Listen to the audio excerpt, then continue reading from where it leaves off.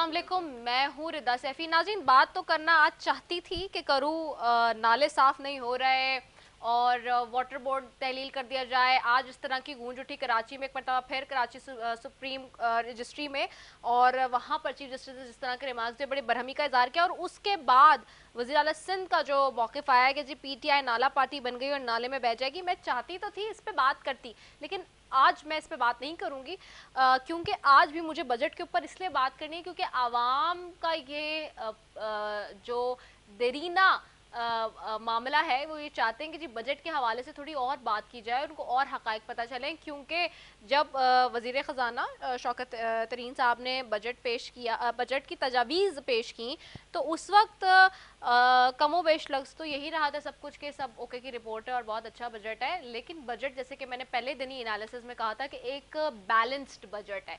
तो उसके एतबार से आगे हम मजीद उसके ऊपर क्या एनालिसिस कर सकते हैं, और उसमें अब तक सो फार कुछ सिफारिशात, कुछ तजावीज़ात वापस ली गई, कुछ उसमें ऐड ऑन की जा रही हैं, तो वो क्या चीज़ें जो होती रहेंगी अनटिल अनलेस जब तक बजट पास नहीं हो जाता, ठीक है।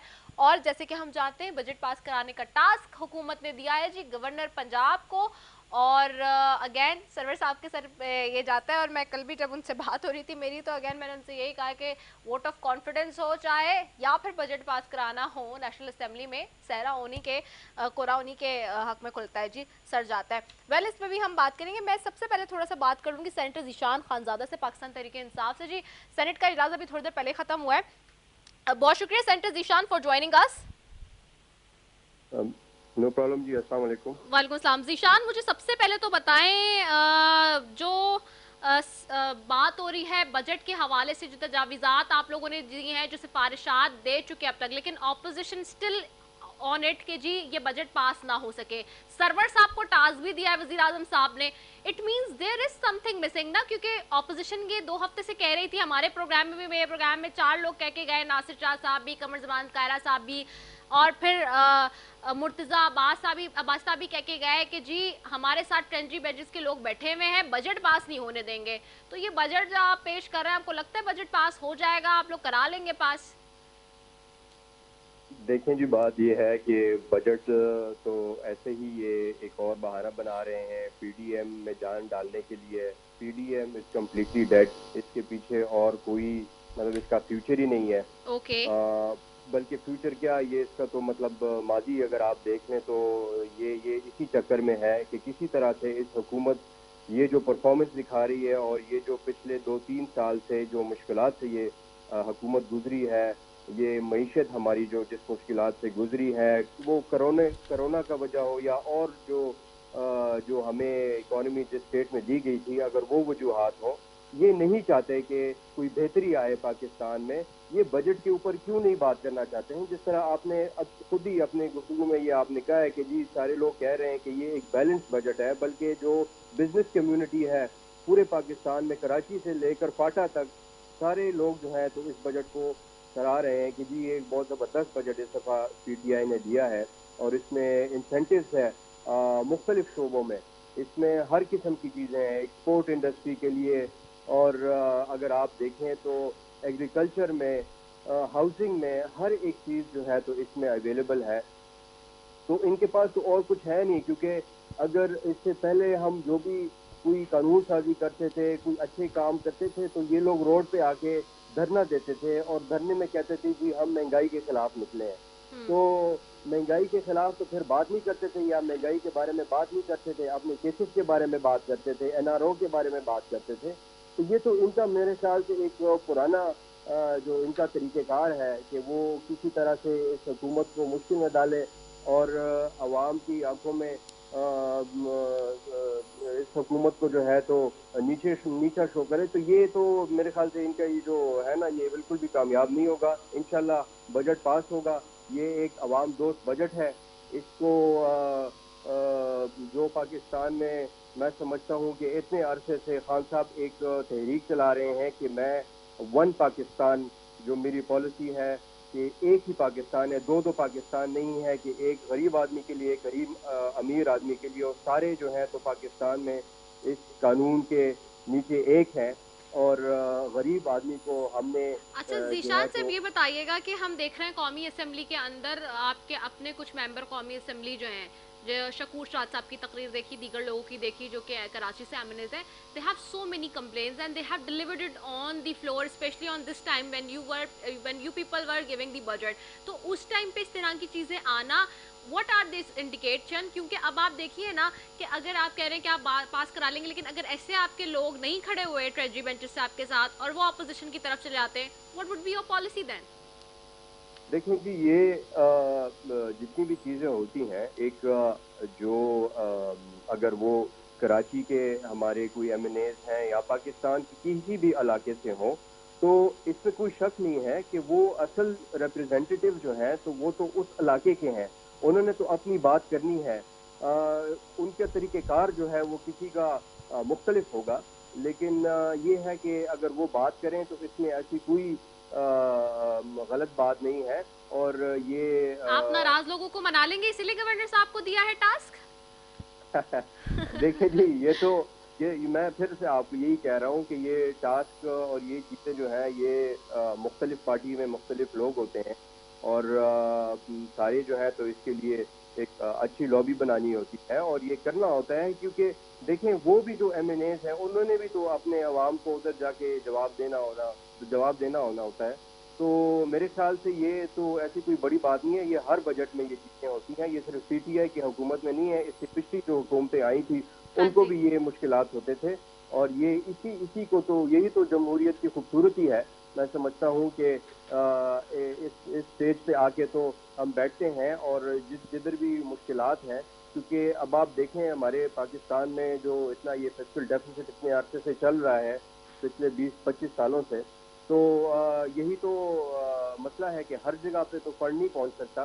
तो मैं समझता हूँ, और फिर आपने कराची की बात की तो ये अब देखें ना, ये जो हमारे अभी पीएसडीपी में इतना बहुत बड़ा कराची ट्रांसफॉर्मेशन प्लान दिया गया है, तो ये भी एक बहुत बड़ा कारनामा है पीटीआई का कारनामा कि। है, लेकिन ये बस बात सिर्फ इस कंसर्न यही है कि ये पैसा, ये जो कराची ट्रांसफॉर्मेशन प्लान के लिए आपने रखा है 740 अरब तकरीबन का पैसा है, 39 बल्कि अगर मैं कहूँ तो 700, तो ये तकरीबन लग जाए और काम हो जाए। क्योंकि आज भी आपने देखा होगा कराची सुप्रीम कोर्ट रजिस्ट्री में जहाँ चीफ जस्टिस साहब बरहम थे वाटर बोर्ड के अमले पे, एमडी पे, सिंध गवर्नमेंट पे, वही उन्होंने K4 की बात की, K4 का पूछा, जिसपे वहां पे सिंध गवर्नमेंट ने आप लोगों पे पवार डाल दिया कि जी वो तो फेडरल का प्रोजेक्ट है, फेडरल का मंसूबा है, फेडरल से पूछा जाए।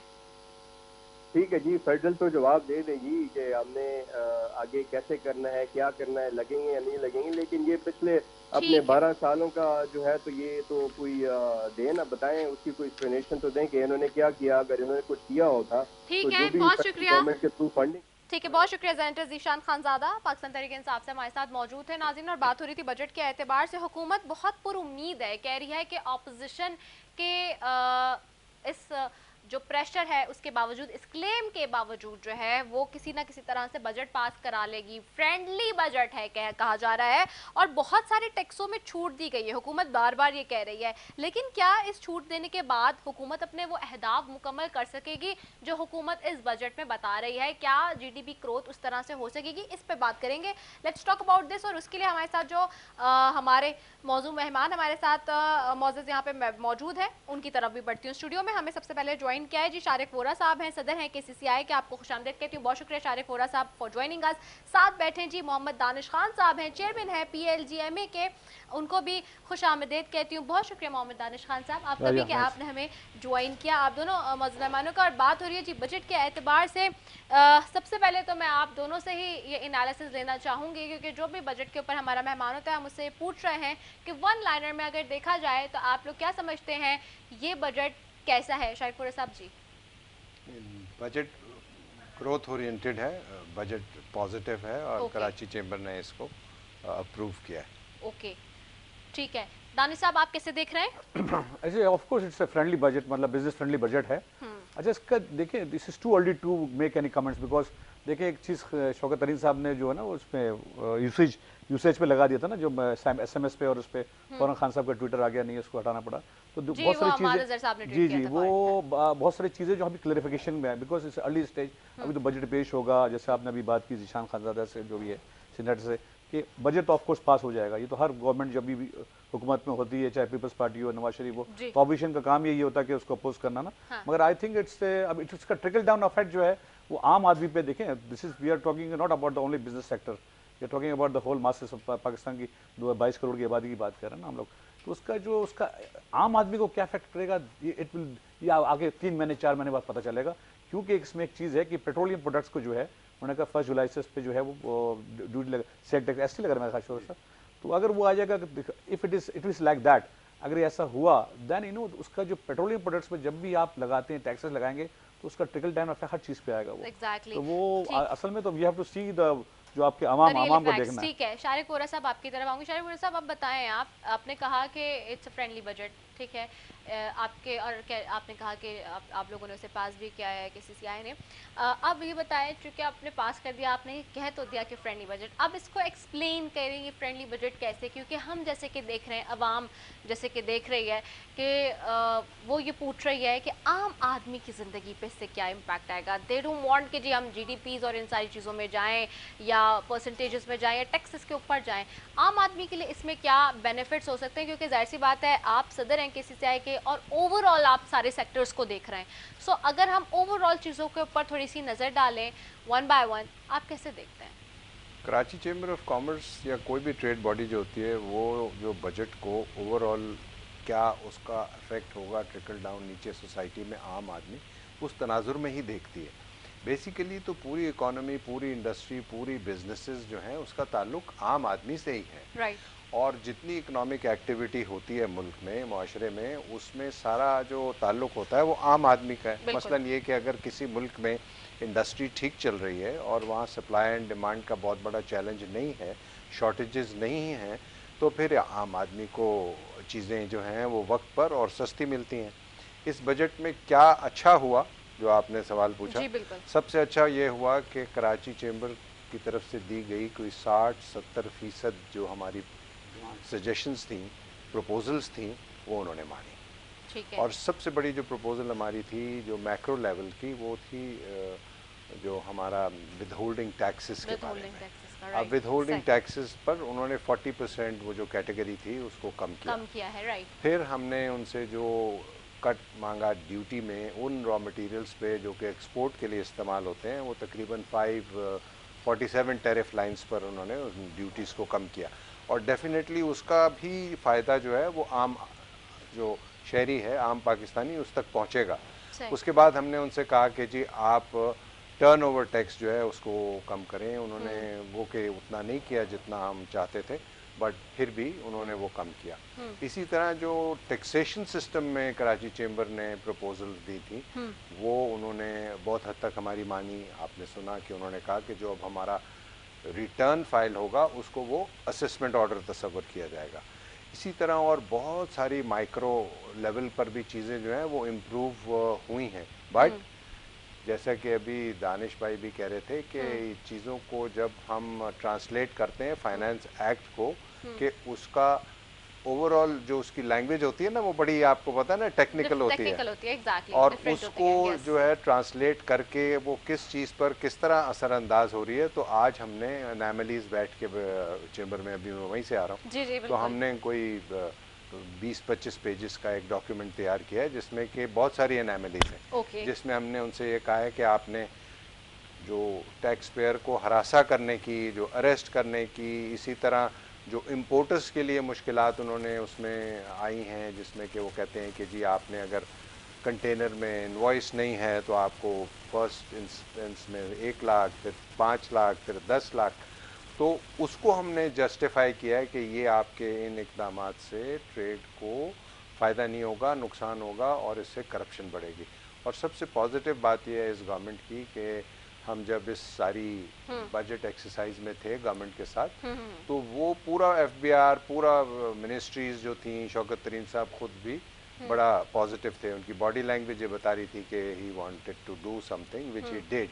तो अब जो एनामलीज आई हैं, जो डिस्टॉर्शंस हैं, और वो चीज़ें जो हमने अप्रूव नहीं की और वो बजट में आई हैं, अब हम उनको लेकर इंशाल्लाह 1-2 दिन में इस्लामाबाद में जा रहा हूँ, तो वो उनसे हम टेकअप करेंगे और वो ऐसी चीज़ें जो कि क्रिटिसाइज हो रही है, जो Right. ऑपोजिशन या बिजनेस के लोग उसको क्रिटिसाइज कर रहे हैं, उसको इंशाल्लाह हम इम्प्रूव करा लेंगे। अच्छा, एक चीज़ आपसे और मैं इसी में ऐड ऑन करूँगी, क्योंकि आपने टैक्सेस की बात की और आपने उस मैकेनिज़्म की भी बात की, उस पे भी आप गए कि किस तरह से जो होता है, ये जो थर्ड पार्टी ऑडिट की बात इसके अंदर आई है ख़ास तौर पे, और जो बार बार जो दीगर लोगों के कंसर्न्स हैं कि जी आप अपने ऑफिस पे ना छोड़ें, वो हमेशा से तंग करते हैं और ये करते हैं, और फिर वो थर्ड पार्टी का उन्होंने कहा था, मैं सुन रही थी जब बजट पेश करे थे शौकत तरीन साहब, उस वक्त भी जब उनसे हमारी पर बात भी हुई, तो इट्स लाइक उन्होंने तो वहाँ क्लियर की थी इस बात को कि जी थर्ड पार्टी के थ्रू कराएंगे हम, ताकि वो ट्रांसपेरेंसी बढ़े। आप इस चीज़ को कैसे देखते हैं, आपको फेवरेबल लगता है? देखिए, इसकी ज़रूरत इसलिए पड़ी, आपने खुद जैसे अपने इंट्रोडक्शन में कहा कि लोगों का अदम एतमाद जो है ना वो टैक्स कलेक्टिंग मशीनरी पर है। उनका ये ख्याल है कि शायद वो बाइस्ड होते हैं, शायद वहाँ करप्शन होती है।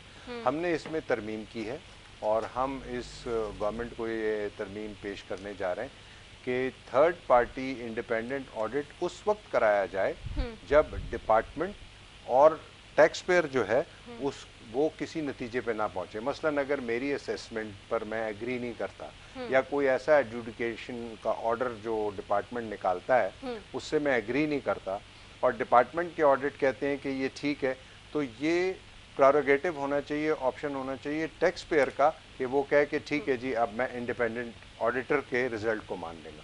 तो इससे क्या होगा कि वो एक बाइंडिंग होगा डिपार्टमेंट पर भी और टैक्स पेयर भी। अगर ऐसा एक्सेप्ट ये लोग कर लेते हैं तो मैं समझता हूँ कि इससे डिस्प्यूट्स जो हैं वो कम हो जाएंगे। लेकिन ये जो थर्ड पार्टी ऑडिट है, ये तरीन साहब जब पीपल्स पार्टी के दौर में भी फाइनेंस मिनिस्टर थे उस वक्त भी आजमाया गया था, प्रॉबेबली उस वक्त भी इतना कोई सक्सेसफुल नहीं रहा। अच्छा, माजी से हमें यानी कि सीखना चाहिए इस दफा भी, आप समझते हैं? दानिश खान साहब आपकी तरफ जस्ट आई लाइक टू इसमें थर्ड पार्टी की ऑडिट देखें, यहाँ पे एक क्लॉज है जो मुझे किसी ने कल भेजा था 203A, power to arrest and prosecute. आपको जस्ट बिल्कुल, an officer of inland revenue not below the rank of an assistant commissioner of inland revenue और any other officer of equal rank authorised by the board of revenue authorized by the board on behalf who on the basis of material evidence has reason to believe that any person has committed offence of concealment of income or any offence warranting prosecution under this ordinance may cause arrest of such person. The thing is that ये तो शाकिब साहब ने कहा, देखिए ये clause तो corruption है, मतलब हाँ जी, थर्ड मतलब आपने एक एसी को आपने पावर दे दिया, मतलब वो तो कभी भी एक पर्चा भेज देगा कि आपने कंसील किया, मतलब भेजने में किया ना, मतलब कोई पर्चा भेज सकते हैं। हाँ जी, जो होती है रिवायत हमारे यहाँ जो चलती है, ये तो इट्स अ गुड थिंग कि मतलब बिजनेसमैन की कॉन्फिडेंस बढ़ाने के लिए बहुत अच्छी बात है कि भाई हम लोग घबराते हैं, एफबीआर का आ जाता है, हम लोग सारे काम छोड़ के एफबीआर के लेटर पर वकील को फोन करते हैं, तवज्जो देते हैं। हाँ, मतलब आपको पता है हम व्हाट इज द रीजन हम एक वही पिछले 2018 में भी 23.5 अरब की एक्सपोर्ट थी, आज भी देखें शायद 24-24.5 होगी 30 जून तक ना। अगर उस डॉलर पैरिटी में देखें तो उसका 106-110 रुपए का था, आज 150 रुपए का था, उस हिसाब से तो मेरी एक्सपोर्ट गिरी है, बड़ी तो नहीं है ना मेरी। देखिए टैक्स की रेवेन्यू का आपने 5.8 ट्रिलियन का दे दिया आपने, बहुत अच्छी बात है, हमें चाहिए टैक्स नेट को बढ़ाना है। टैक्स नेट को जब तक नहीं बढ़ाएंगे, टैक्स नेट को, यस देखिए आपने फिगर्स तो बहुत अच्छी फिगर है, बट मैं तो कहता हूँ पाकिस्तान में सबको टैक्स देना चाहिए। हमारी कितनी है 1.1-1.2 बिलियन आउट ऑफ 22 करोड़ की आबादी में से सैलरीड लोग हैं और या जो बिजनेसमैन जो एक्सपोर्टर्स हैं उनको तो सोर्स करता है, बाकी तो मतलब कौन देता टैक्स। मतलब आप 22 करोड़ की आबादी में अगर आप देखें कितने लोग जॉब्स कर रहे हैं, कितने बिजनेस हैं, कितने ट्रेड्स हैं ना, तो ये एक अच्छी बात है। अगर आपने ट्रेडर का आपने उसकी जो आपने उसको चेक करना है कि वाकई गवर्नमेंट जो है सिंसियर है, तो एक तो ये बहुत अच्छी है कि एक चैम्बर को एसोसिएशन को इन्वॉल्व करे और थर्ड पार्टी ऑडिट होना चाहिए। मगर ये साथ साथ 203A जो है एक ऐसी शिक है, फाइनेंस बिल के अंदर एक ऐसी शिक है कि एसी को पावर दिया गया है कि अगर कंसेंटमेंट ऑफ इनकम है तो मैं तो अगर शारिक साहब से कोई अगर मेरा कोई ग्रज है, मैं शारिक साहब ये तो कंसेंटमेंट ऑफ, अब वो तो बाद में मिलेंगे फिर वो देखेंगे क्या है, तो थोड़ा सी देखिए thing is that is too early. बहुत सारी चीजें डिस्कस होंगी।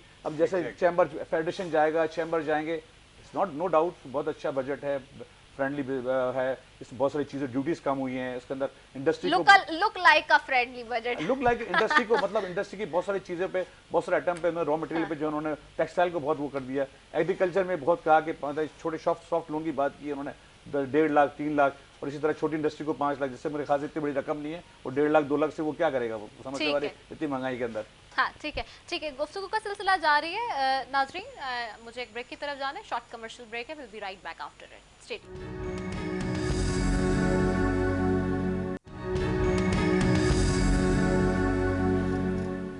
वेलकम बैक नाजरीन, और हम बात करें बजट के हवाले से।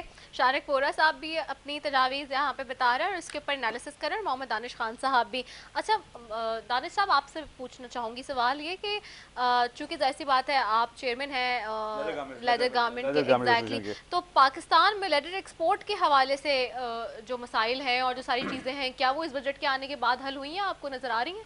देखिए, एक्सपोर्टर्स के तो बहुत सारे बेनिफिट्स दिए हैं, इसमें कोई शक नहीं है। सिंस लास्ट 2-3 इयर्स मतलब पीटीआई गवर्नमेंट ने एक जो हमारे रिफंड्स का जो ऑटोमेशन सिस्टम है ना, ये one of the best Pakistan की 72 साल की हिस्ट्री में।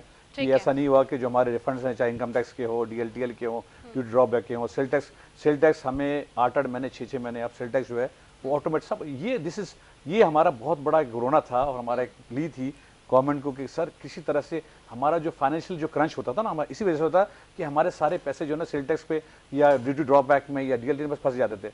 अब वो हो गया कि अब फौरन जो है ये this is one of the this credit I must give it to the PTI government. एक चीज़ ये बाकी देखिए, thing is that pre COVID and post COVID, ये कोविड स्टार्ट हो गया लास्ट ईयर से ना, लास्ट ईयर आपका फरवरी मतलब दिसंबर में चाइना में स्टार्ट हुआ, तब पाकिस्तान में इसका इफेक्ट मार्च में। तो ये गवर्नमेंट की एक अच्छी पॉलिसी थी खान साहब की जो है कि इसको स्मार्ट लॉकडाउन करें। उसमें ये हुआ कि अगर हम फुली लॉकडाउन पे चले जाते तो वही हालत होता जो इंडिया और बांग्लादेश का था। तो मगर इसमें ये बेहतरी होगा कि बांग्लादेश के और वियतनाम के, इंडिया के बंद होने से और चाइना का भी बंद होने से तो जो ऑर्डर्स थे वो पाकिस्तान को शिफ्ट हो गए। ठीक है, अब उसमें क्या हो गया, एकदम बूम आ गया। फैसलाबाद में टेक्सटाइल सारी वो लूमें खुल गई वो, और सारी जो बंद थी लूम्स जो रिवाइव, ऐसा नहीं है कि नई लूम्स लगी है बहुत सारी, ऐसा नहीं है, वो जो बंद थी या जो काम नहीं करती, जो 50% पे काम कर रहे थे वो 100% कैपेसिटी पे काम करना शुरू कर दिया था। तो ये एक्सपोर्टर की तो एक चीज़ ये है कि एक्सपोर्ट तो आपकी बड़ी है, इसमें कोई शक नहीं, चाहे टेक्सटाइल हो या आपकी दूसरी भी हो, सर्विस सेक्टर में भी देख लें आप, आपके आईटी में भी देख लें, फार्मा में देख लें, बहुत सारी चीज़, लेदर में भी हमारी लेदर का देखिए बात सुन, leather is a luxury item, you know, it's not कि आप समझते हैं कि लोग समझते हैं कि बहुत सर्दी में पहना जाता है। सर्दी में बहुत ज़्यादा, सर्दी में जो लेदर जैकेट नहीं पहने जाते। लेदर जैकेट एक फैशन गारमेंट है और हल्की फुल्की 14-12 शायद साहब का तो पूरी दुनिया घूमे, हम जाते हैं पूरी दुनिया में, 10-10 डिग्रीज 12 डिग्रीज पहना जाता है, इससे फैशन गारमेंट। और जब सर्दी होती है तो वो डाउन जैकेट पहनते हैं, वो कपड़े की जैकेट होती है, उसमें फोम होता है। ये डिपेंड करता है कि आप डिमांड और सप्लाई में, इकोनॉमिक कंडीशन में भी डिपेंड करता है। अब आप देखें 2 साल से तो सब बंद है। हाँ, ऑनलाइन में वो जैकेट खरीदेगा भी तो घर में बैठ के ड्राइंग रूम के सामने तो बैठेगा नहीं। तो ये एक है। दूसरी बात ये है कि इसका एक इफेक्ट आया था, मगर अभी भी हम समझ रहे हैं कि हमारी $1.2 बिलियन की एक इंडस्ट्री थी, वो जो लेदराइट, चाइना ने जो लेदराइट बनाया है, जो एक लेदर की कॉपी की है, उससे जो है ये बहुत हर्ट हुई है। और आस्ते आस्ते जो ना ये लेदराइट खत्म हो रहा है और लेदर दोबारा रिवाइव हो रहा है। ये लेदर की, फिनिश लेदर की एक्सपोर्ट गिरी है, मगर गारमेंट की एक्सपोर्ट जो है ना, लेदर गारमेंट्स की, वो 7.5-8% बढ़ी है। और ग्लव्स की, पाकिस्तान में लेदर ग्लव्स की एक्सपोर्ट बहुत डिमांड बढ़ गई है, और इसकी मेरे ख्याल से शायद 30 जून तक शायद हम 800 या 900 मिलियन को टच करेंगे, जो हमारा 650-700 था पिछले साल। तो हम 850 या 900 को टच करेंगे 30 जून तक। फिगर्स नहीं आई है मेरे पास, अप्रैल तक की फिगर है, तकरीबन 600-700 है, 700 है। तो आप समझ लें मई जून में अगर हमने 150-200 कर लिया तो शायद we might touch 900 million. That's a very good sign. और अभी भी ऑर्डर्स हैं लोगों के पास। मैं 7 डेज अ वीक काम कर रहा हूँ। ओके, तो इसको ये this is a positive indication. Okay, ठीक है, मैं आपकी तरफ आती हूँ शारिक वोरा साहब। अब हम इसके ऊपर भी बात करिए। हमें एक चीज़ और हमने देखी इसमें गाड़ियों के हवाले से जो बात हुई बहुत ज़्यादा, और वो इस वक्त ज़ेर बहस जो मौजू है सबसे ज़्यादा सोशल मीडिया का, यूट्यूब चैनल्स का भी, मेन स्ट्रीम टीवी चैनल्स का भी, वो ये कि गाड़ियों के ऊपर जी कहा गया कि जी अच्छी खासी छूट दी जा रही है, लेकिन जब वो उसको स्टडी किया, उसको देखा, तो फिर लोगों ने कहा नहीं नहीं नहीं जी ऐसा नहीं है, ये तो बेवकूफ़ बन गए हम सारे। और हम तो खैर उसी वक्त कह रहे थे कि 850 सीसी से नीचे आती कौन सी गाड़ियाँ हैं, उसमें तो 3-4 कैटेगरीज ही फॉल होती हैं और कोई भी गाड़ी उसमें कोई ऐसी एसेट फॉल नहीं होती है। प्लस वो जो कि यहाँ मैन्युफैक्चर हो रही हो वो एक अलग उसमें एड ऑन एक उसमें पॉइंट उन्होंने रखा। तो ये आपको लगता है कि इसके ऊपर इस तरह से करना ज़्यादा बेहतर था, या फिर हम पब्लिक ट्रांसपोर्ट के ऊपर जो है वो ज़्यादा फोकस नहीं करते, क्योंकि जैसे पूरी दुनिया में होता है कि पब्लिक ट्रांसपोर्ट को ज़्यादा जो है वो फ़रोग दिया जाता है, क्योंकि अगर छोटी गाड़ियों के लिए कमी की भी है और उसको ज़्यादा प्रमोट किया भी जाए तो अगेन गाड़ियाँ ज़्यादा होंगी इंडिविजुअल्स के पास, तो फिर वही कंजम्पशन ज़्यादा होगी पेट्रोल की, फिर पेट्रोल हम इम्पोर्ट ज़्यादा करना पड़ेगा, फिर जब इम्पोर्ट ज़्यादा होगी उसकी तो फिर अगेन उसके प्राइस जाएंगे, वो डिमांड सप्लाई का जो सारा मामला है game, it is a long theory. तो ये सबको देखते हुए आपको लगता है कि ये एक अच्छा क्या इनिशिएटिव था, या आप समझते हैं कि इसमें भी कुछ वो कर सकते हैं चेंजेस? ऑटोमोटिव इंडस्ट्री जो है हाँ। ना, उस पे ये इनिशिएटिव जो उनका, जिसमें उन्होंने सेल्स टैक्स उस पर कम किया है 850 सीसी की गाड़ी जी। पर, और FAT माइनस किया जी, बेसिकली फेडरल एक्साइज ड्यूटी जी, FAT किया है ड्यूटी भी बिल्कुल, जो हाँ। उन्होंने कम किए, ST कम उससे है, कोई FAT इतना किया है। सिग्निफिकेंट जो है ना वो असर नहीं पड़ेगा। वैसे भी आप देखें पाकिस्तान में जो ऑटोमोटिव इंडस्ट्री है ना, वो ब्लू आइड बॉय, वो पूरा जो गवर्नमेंट ऑफ पाकिस्तान होती है, ये वाली गवर्नमेंट हो, हाँ इससे पहले वाले हों, उससे पहले वाले हों, उनके लिए जो ऑटोमोटिव इंडस्ट्री है उससे ज़्यादा इम्पोर्टेंट तो शायद पाकिस्तान में कोई इंडस्ट्री है ही नहीं। राइट, वजह उसकी ये है कि बहुत आप, अच्छी टर्मिनोलॉजी आपने यूज कर लिया आज। हाँ, तो उससे आप ये हाँ। देखें कि उसकी वजह ये है कि वो ऐसी इंडस्ट्री है जिसमें कि जो कस्टमर है वो चीज़ लेने से पहले 6 महीना पहले उनको पैसे दे देता है। आप मुझे बताएं पूरी दुनिया में कभी कहीं भी ऐसा नहीं, सुना कहीं है ऐसा आपने नहीं। हाँ जी, कि आपको एक चीज़ I will deliver after 6 month 6 months but you must pay paid now? before, हाँ। अच्छा, ये पाकिस्तान में ही मुमकिन हाँ है, जी, ब्लू आइड है ना, तो हाँ। इसलिए ये पाकिस्तान में हाँ मुमकिन जी। है। दूसरी बात यह है कि आप ये देखें कि कोई ऐसी गाड़ी जिस पे 6 लाख 8 लाख 10 लाख का ऑन ना हो, पाकिस्तान में कोई ऐसी गाड़ी नहीं है। तो मैंने मुख्तलिफ चैनल्स पर ये क्वेश्चन पुटअप किया था होस्ट को भी और for common people also, Right. कि मुझे आप बताइए कि हाँ जी। क्या वो कौन सी फाइनेंशियल लॉबी है हाँ, जो इन्वेस्ट करती है जिसमें 6-8 लाख रुपए एक गाड़ी पर ऑन मिलता है। नंबर 2, क्या कोई बैंकिंग चैनल ऐसा है जो कि उनको फाइनेंस करता है, या वाकई पाकिस्तान में लोगों की कुव्वत ख़रीद इतनी बढ़ गई है कि वो लाइनें लगाकर गाड़ियां ले रहे हैं और 6 से 8 लाख रुपए एक गाड़ी पर ऑन मनी में है। दे रहे हैं, देखिए on इशू money, वही है जिसकी निशानदेही आपने हाँ की। जी। इशू ये है कि पब्लिक ट्रांसपोर्ट पर हम पैसा इसलिए नहीं खर्च करते हाँ जी, कि उसका फ़ायदा जो है वो गरीब आदमी को होगा, हाँ, और हम वो ऐसी तमाम सब्सिडीज़ जो हैं उनको क्रिटिसाइज़ करते हैं जिसका फ़ायदा गरीब आदमी होगा। मसलन पंजाब सही। में, पिंडी में, पेशावर में, जहाँ जहाँ भी पब्लिक ट्रांसपोर्ट मेट्रो बसेस आई हैं, वहाँ सबसे ज़्यादा क्रिटिसिज्म आप देखिए किस चीज़ पर होता है। वो कहते हैं कि जी ये हर साल 20 अरब रुपए की सब्सिडी जा रही है। ऑरेंज ऑरेंज देनी पड़ ऑरेंज पे जो हाँ वो जी, आप 1000 अरब से ज़्यादा स्टेट ओन एंटरप्राइजेस पर ज़ाया कर देते हैं, लेकिन गरीब आदमी को अगर 10 अरब की सब्सिडी देनी पड़ जाए तो उसके लिए पूरी दुनिया पाकिस्तान में शोर मचाती शोर है, मचा विच इज़ है। Not right. पूरी दुनिया में जो पब्लिक ट्रांसपोर्ट होता है वो सब्सिडाइज्ड होता है। राइट, तो exactly. ये 850 की न्यूयॉर्क में भी सीसी चलता है ट्राम, Everywhere, वहाँ भी वो भी everywhere. सब्सिडी में है और उसमें है सारा। नहीं, अभी बिल्कुल, तक हमने बिल्कुल सही सर्कुलर, अभी तक ट्रेन को जो है जैसे मैं आपको कंटिन्यू करूंगा। जी। देखिए जहाँ तक वो 850 सीसी है ना, एक तबका तो ऐसा है ना हाँ जी। जो हमारा जो अपर मिडिल क्लास कह लें, they can not afford A 4 million car. Right. वो चा वैसे थोड़ा सा मैं चारों साहब कर दूं, डॉन में कल ऐड आया तो यारिस नहीं है, टोयोटा यारिस, वो 30 डेज में डिलीवर कर रही है वो भी 30 डेज में। वो भी 30 डेज में। तो थिंग इज दैट वो जो छोटी गाड़ियों पे जो उन्होंने ये एफईडी और वो सेल टैक्स कम किया ना, हो सकता है कि जो मिडिल क्लास या अपर मिडिल क्लास उनको शायद थोड़ा सा हो जाए। मगर आपकी बात को मैं सेकंड करूंगा कि गवर्नमेंट की प्रायोरिटी जो है ना वो पब्लिक ट्रांसपोर्ट होना चाहिए। आप देखें हम मेरे साहब शारिक साहब थे, शारिक साहब गाड़ी से उतर के उन्होंने मोटरसाइकिल को ना वो हम निकल, मतलब आप देखिए जगह नहीं है, हाँ जी। इंफ्रास्ट्रक्चर का बहुत बुरा हाल है। फुकथान देयर इज है। नो मतलब Right. कोई सिस्टम नहीं है, ट्रैफिक का कोई सिस्टम नहीं है, इतनी मोटरसाइकिल आ गई है। ताइग रोड के अंदर जो है सेंटर ऑफ द रोड पे रिक्शा ने जो है ना लाइन लगाई हुई है, मतलब यू कैन नॉट मूव। तो ये पब्लिक ट्रांसपोर्ट आपका जो है वो आपका रेलवे सिस्टम जो है ना, पाक सर्कुलर रेलवे, बाकी जो ग्रीन लाइन है वो पता नहीं कितने 2017 से स्टार्ट है ना ग्रीन लाइन। बिल्कुल जी, बिल्कुल। जी। अब इसको आज 21 हो गया, अभी तक हम स्टार्ट नहीं कर सके। अगर इससे स्टार्ट हो जाए ग्रीन लाइन, ऑरेंज लाइन, बहुत रेड लाइन, ज़्यादा जो तो आपका जो है burden है वो आपका देखिए, shift और हो आपके जाएगा। जो है आपको ओवरहेड ब्रिजेस बने, अंडर पासेस बने, तो कराची आपको 3-3.5 करोड़ की आबादी का, मतलब आगे जाके 5-10 साल बाद तो आप किंग करें, घर पहुंचने में 1 घंटा लगेगा आपको, इतना ट्रैफिक जाम हो जाएगा। अभी भी ऐसे ही होता है ऐसा ही वैसे। है। It took me almost for 50 minutes from defence to come to आपका यहाँ पे हैदराबाद। जी जी, राइट, एब्सोल्युटली राइट। ठीक है जी, बहुत शुक्रिया मोहम्मद दानिश खान आपका, शारिक वोरा साहब आपका, दोनों मौजूद मेहमानों का बेहद शुक्रिया जी। नाज़रीन, बात हो रही थी बजट के एतबार से, और बजट जो है उसका क्या इम्पैक्ट आएगा आम आवाम के ऊपर, ये आने वाले दिनों में देखना है। अभी तो उसके ऊपर जिस तरह से कहा, जिसको कहते हैं ना नोक पलक, उसकी संवारी जा रही है और उसमें चेंजेस हो रही हैं ग्रेजुअली अनटिल जब तक बजट पास नहीं होता। तो जब तक वो किस फाइनल शेप में आता है, इसके ऊपर वर्कआउट जारी है जी। इसी के साथ अपनी मेज़बान रिदा सैफी को दीजिए इजाज़त। पाकिस्तान जिंदाबाद।